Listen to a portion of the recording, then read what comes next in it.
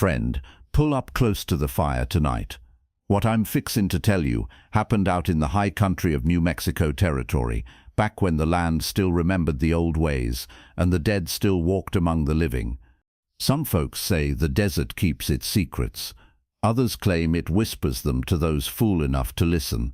But I'm here to tell you about a man named Thomas Brennan, and the night the spirits came calling with drums that only he could hear. Now you might think you know how this story ends, but sit tight, partner. The West has a way of surprising even the wisest among us. The year was 1887. Thomas Brennan ran a modest spread 30 miles south of Santa Fe, where the mesas stretch out like God's own fingers and the wind carries stories older than memory itself. Tom was a man carved from desert hardwood, lean, weathered, with hands that knew honest work and eyes that had seen too much sorrow. His wife Mary had been in the ground 3 winters by then, taken by the fever that swept through the territory like wildfire through dry grass. Their little ranch house sat alone in a valley where wildflowers used to bloom come spring. Mary's doing, that was. She had a way with growing things. After she passed, Tom let the garden go wild. Seemed fitting, somehow, beauty returning to the earth that claimed her. It was on a Monday night in late October when Tom first heard them. He'd been mending harness by lamplight, the kind of quiet work that keeps a man's hands busy while his mind wanders down lonesome trails. At first, he reckoned it was his heart playing tricks, the way it does when the silence gets too heavy. But as he set down his leather awl and stepped out onto the porch, there it was again, drums, soft as whispered prayers coming from somewhere beyond his north pasture. Tom knew the sound of Apache drums. Any man who'd lived in the territory long enough learned to read the voices of the desert.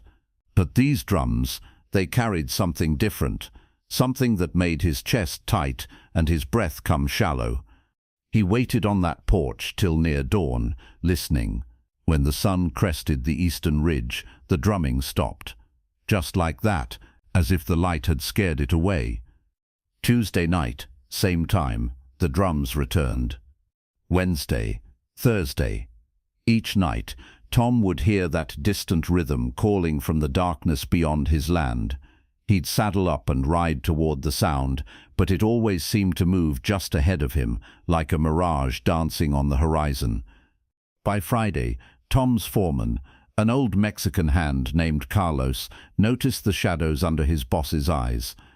"Patron," Carlos said, watching Tom stare off toward the northern hills, "you hearing them too?" Tom turned sharp. "Hearing what?" Carlos just nodded slow. "My grandmother, she used to say the dead don't rest easy when there's business left unfinished. Maybe you should listen closer, see?" Saturday night marked the 7th evening of drums. Tom had counted each one like a man marking days till his own judgment. This time, when that familiar rhythm started up, he didn't saddle his horse, didn't even reach for his rifle. Instead, he walked out into his yard and stood there under stars so bright they seemed close enough to pluck like flowers. The drumming grew louder, closer, till it seemed to come from his very bones. That's when he saw them. 12 figures moving across his north pasture like shadows given form, Apache warriors painted for ceremony, carrying something wrapped in blankets between them. They moved in single file, silent as smoke, toward his barn. Another man might have run for his gun. Another man might have hollered for help. But Tom Brennan had learned something about loneliness these past 3 years. It teaches you to recognize the lost when you see them. The leader of the Apache band was a man Tom judged to be near his own age, with silver threading through hair black as midnight. His face was painted with symbols that seemed to shift in the starlight, symbols older than any church or courthouse in the territory. The warrior raised one hand as they approached Tom's barn, not in threat, but in greeting, the ancient kind that passes between men who understand the weight of sorrow. "We mean no harm to your house," the leader said in English, his voice carrying the careful cadence of a man speaking words not born on his tongue. "We seek only to honor our dead." Tom nodded toward the bundle they carried. "That your kin?" "My son." 2 words, spoken like stones dropped in deep water. He fell fighting the bluecoats 3 valleys over. The soldiers, they would not let us take him home. Now, friend, you got to understand something about that time and place. The Apache wars had been grinding on for years, leaving blood and bitterness on both sides. Most white settlers would have seen 12 armed Apache as harbingers of their own death. But Tom Brennan looked at that grieving father and saw something he recognized, a man trying to do right by his dead. "Why here?" Tom asked. "This is just hard-scrabble ranch land." The leader pointed toward a rise beyond Tom's barn, where ancient oak trees twisted up from rocky ground. "Before your people came, before the Spanish came, this was a place where our people laid their warriors to rest. The trees remember, the earth remembers." Tom followed the man's gaze to that hill. He'd always wondered why nothing would grow up there except those gnarled oaks. Even Mary's green thumb couldn't coax so much as grass from that rocky soil. "The spirits of our ancestors call to us from that place," the Apache continued. "We ask only to bury our son where his grandfathers wait, where the drums of the dead have been calling him home." Tom stood there in the darkness, feeling the weight of 11 pairs of eyes watching him. Behind the leader, the other warriors waited with the patience of men who knew how to listen to the wind for answers. He thought of Mary, sleeping in the little cemetery near Santa Fe. How he'd fought to have her buried in consecrated ground when the fever took her. How sacred that patch of earth was to him, even though it was just dirt and stone to everybody else. "That your boy making all the noise these past nights?" Tom asked. The Apache leader's weathered face cracked the smallest of smiles. The young are always impatient to go home. Tom walked over to his barn and pulled out a spade, its handle worn smooth from years of honest work. "Then I reckon we best not keep him waiting any longer." They dug the grave by lamplight and starshine, Tom working alongside the Apache warriors like they'd been neighbors all their lives. The soil was harder than a miser's heart, but they took their time, showing proper respect for the sacred work. When the grave was deep enough, the Apache laid their fallen warrior to rest with ceremony older than any white man's church. They sang in voices low and mournful, words in a language Tom couldn't understand, but felt in his chest like his own heartbeat. As they covered the grave with stones from the creek bed, the leader turned to Tom. "You are a good man, Thomas Brennan. The spirits see this. They will remember." Tom just nodded. A man's got to rest somewhere. Might as well be home. The 12 Apache melted back into the darkness as quietly as they'd come, leaving only the silence of proper work completed. And for the first time in 3 years, Tom slept through the night without dreams of Mary calling his name. Life settled into its old rhythms after that. Tom's cattle grew fat on good grass. His wells ran clear, and the land seemed to prosper in ways that had nothing to do with rain or market prices. Carlos claimed the spirits were blessing the ranch, and Tom didn't argue the point. Sometimes, on quiet evenings, he'd walk up to that hill where the oaks grew. There was peace there now, the kind that comes when old debts are settled and old wounds allowed to heal. 3 years passed this way, 3 years of quiet prosperity and honest work. Tom even started thinking about taking a wife again. There was a widow in Santa Fe who made him laugh and reminded him that life was for the living. But the West has a way of testing a man's peace, and Tom Brennan's test was coming up the road with the sound of too many horses and the glint of hired guns. Samuel Baxter was the kind of man who measured worth in acres owned and men crushed underfoot. He'd made his fortune back east in railroads and steel, then turned his cold eyes toward the territories where land could still be taken from those too weak to hold it. Baxter's operation was simple and brutal as a bear trap. Find small ranchers with good water rights, make an offer. When they refused, and they always refused, send in the hired guns to change their minds. By the spring of 1891, Baxter owned everything from the Sangre de Cristo Mountains to the Rio Grande, Everything except one stubborn patch of hard-scrabble ranch land owned by a man named Thomas Brennan. They came on a Tuesday morning when the sky was the color of old pewter and the wind carried the promise of storm.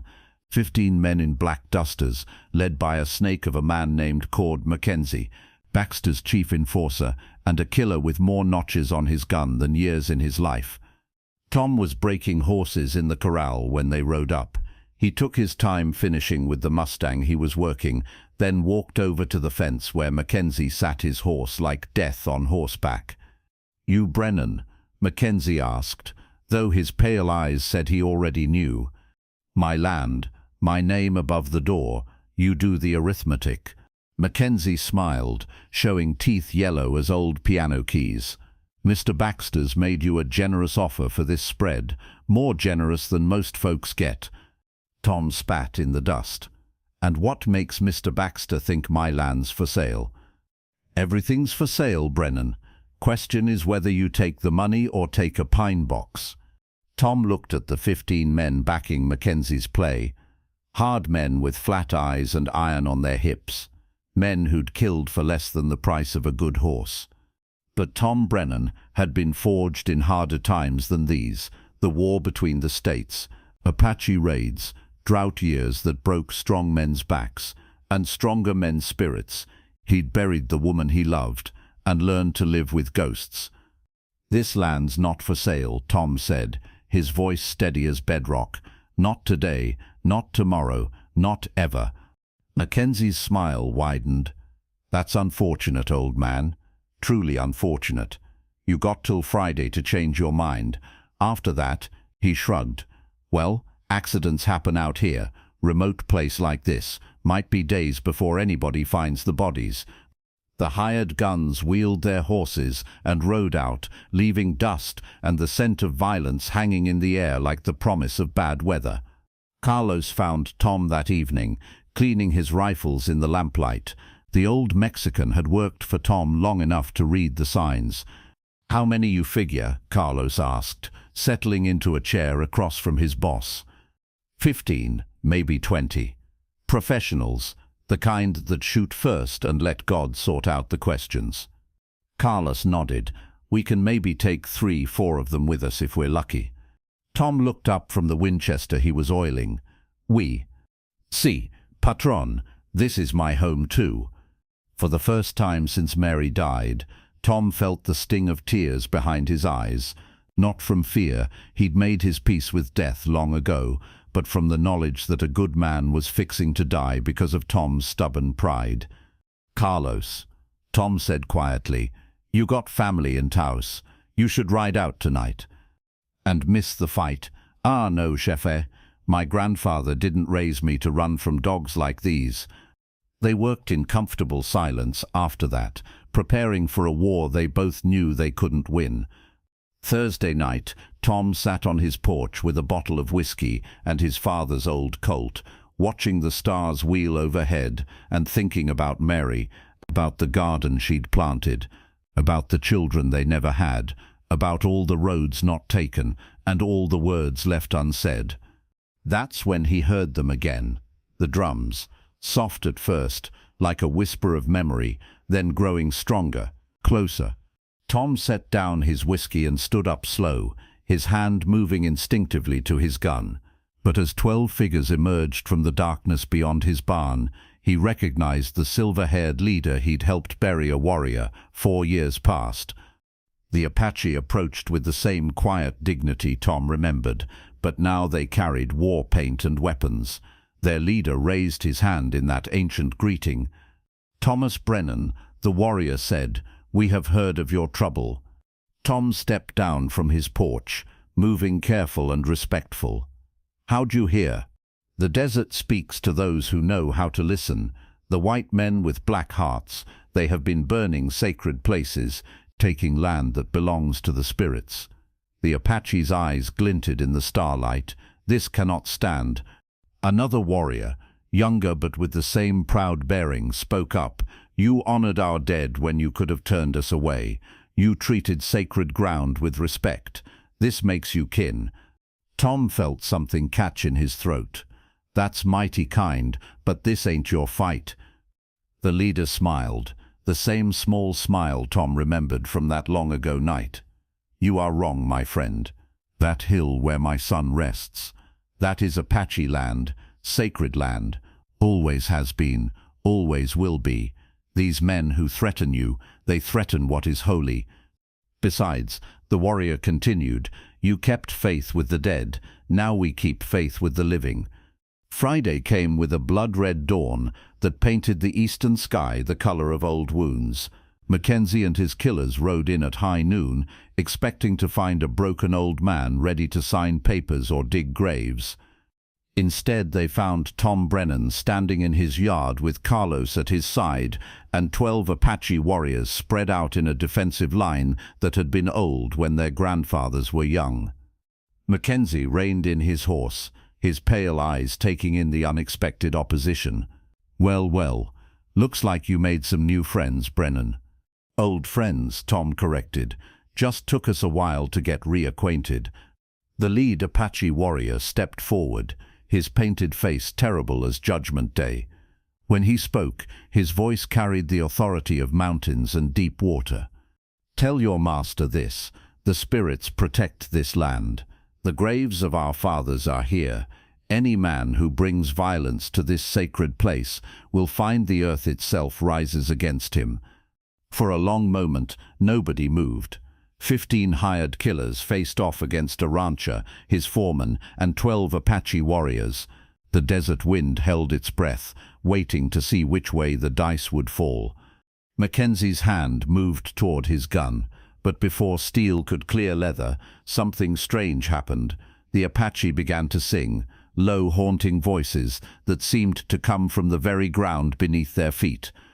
And in that singing, something shifted. You could feel it in the air, taste it on the wind. The horses began to fidget. The hired guns looked around nervously, suddenly aware they were outnumbered by more than just the living. One of Mackenzie's men, a nervous kid with more gun than sense, went for his iron. 3 Apache arrows took him before he cleared leather, so fast and silent it was like he'd been struck by lightning. Mackenzie looked at his remaining men, saw doubt creeping into their eyes like shadows at sunset. These were killers, not warriors. They fought for money, not for sacred ground. And sacred ground, as any man with sense knows, has a way of fighting back. "This ain't over, Brennan," Mackenzie snarled, but his voice carried more bluster than conviction. The Apache leader smiled that small, knowing smile. "For you it is finished. Take your dead and go. Do not return to this place. The spirits grow impatient with men who do not listen." As if summoned by his words, a wind kicked up from nowhere, swirling dust and tumbleweeds around the hired guns' horses. The animals spooked and danced, suddenly eager to be anywhere else. Mackenzie gathered his remaining men and rode out, pausing only to throw the dead gunman across a spare horse. As they disappeared into the heat shimmer, Tom let out a breath he didn't know he'd been holding. The Apache leader clasped Tom's shoulder. "You are a good man, Thomas Brennan. The land knows this. The spirits know this. You will have peace now." And he did. Baxter's men never came back to that valley. Some say Mackenzie told his boss the place was cursed. Others claim the Apache spread word through all the territorial tribes that Tom Brennan's land was under their protection. But Tom knew different. He'd learned something that night under the stars, something about how the living and the dead can find common ground when honor and respect light the way. The ranch prospered. Tom eventually did marry that widow from Santa Fe, and they had children who learned to tend Mary's wild garden and respect the old oak trees on the hill. Carlos lived to bounce grandchildren on his knee, and every now and then, on quiet evenings, they'd all hear distant drums carrying on the desert wind. Not mournful now, not calling, just peaceful, like old friends visiting across the years. Friend, I told you this story was about spirits and sacred ground, but mostly it's about something simpler and more powerful than any ghost story.